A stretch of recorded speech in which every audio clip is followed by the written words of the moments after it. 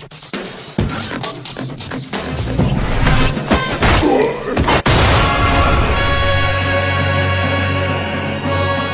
guys, Sean McInnes here, and I've got Greg Donovan from Volition here to talk to us about Saints Row the Third. Greg, with Saints Row 2, you guys sort of established this trajectory of increasing levels of mayhem and silliness and just outright ludicrousness. Are you continuing that path with Saints Row the Third? Absolutely. Saints Row the Third is designed to push the limits and envelopes even further than we did on Saints Row 2. I think Saints Row 2 solidified its identity as its separate open-world game, and players and press alike recognize that. And from even the start on Saints Row the Third, it's like, you know what, we're going to push it. We're going to push the envelope across the board, not only in the gameplay, but also with the art direction, the visual effects, the story character models, the situations you find yourself in, the lines of dialogue, everything across the board. This game is all about the over-the-top vision and making sure that that is encompassed in everything you see, do, hear, and experience in the game.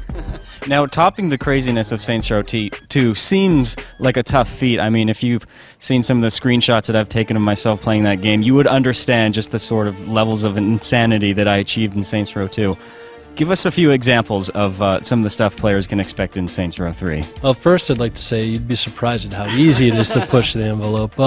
You know, when you break it down, it goes with features like weapons. You know, you can call it an airstrike. You get this weapon very early in the game. I mean, that's just an incredible audio and visual effect when you launch it off, and it's something you get early on. As far as the activities, the mini missions and side quests, we have a very experienced team that is actually learning about learning what they based on Saints Row 2 and garnering and solidifying that knowledge and coming out with a better game for us this time around. So it's actually been an iterative process, but a hell of a lot of fun doing it because people are bringing ideas to the table they didn't get in for Saints Row 2. So a lot of the stuff was ready to go there. As far as specific examples, we have an activity called Professor Genki's Super Ethical Reality Climax Show. It's based loosely on the movie The Running Man to give you an idea of where we're headed. We're talking about vertical takeoff and landing jets as part of one of the new flying vehicles that we offer players, and airstrikes, giant dildo bats. It's across the board there. I think it all works out very nice, and players are going to be very, very pleased. Now, one of the most important components of any open-world sandbox game is always the city itself, the setting. Talk to us about what's going on in Saints Row 3 in terms of where the game is set and what sort of hijinks you can get up to in here. Saints Row the Third takes place in a fictitious city that is called Steelport. We designed it loosely based on some cities close to the studio, but the important thing for us is let's create a world that fits the vision of the game and also plays well with the gameplay. We didn't want to restrict ourselves with basing it on a real city, and plus that wouldn't make sense for Saints Row. It's as far as what we can expect.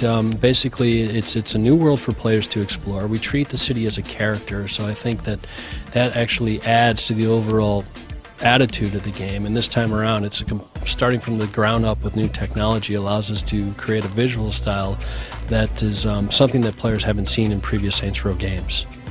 Now, Greg, if you've ever seen me play a video game, you'll know that I spend an inordinate amount of time in character editors, character creation engines, and Saints Row 2 definitely had one that was right up my alley. What are you guys doing in Saints Row 3 in terms of character customization and just leaving your fingerprint on the character itself? I don't think you're going to be disappointed this time around. We're going to take what worked on Saints Row 2 and improve upon it.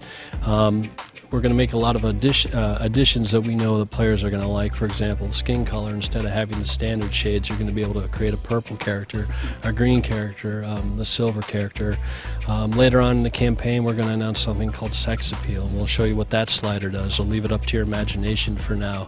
We're going to have the taunts and the compliments and different aspects of personalities you can prescribe to your character. So as far as being able to create pretty much any character you want, the tools are available for you to do it. And if you spent a lot of time in Saints Row 2, you're going to spend more time in Saints Row the Third's character editor. All right, sounds good, Greg. One last question I've got for you. When is the game going to be out in stores, and which platforms are you developing for?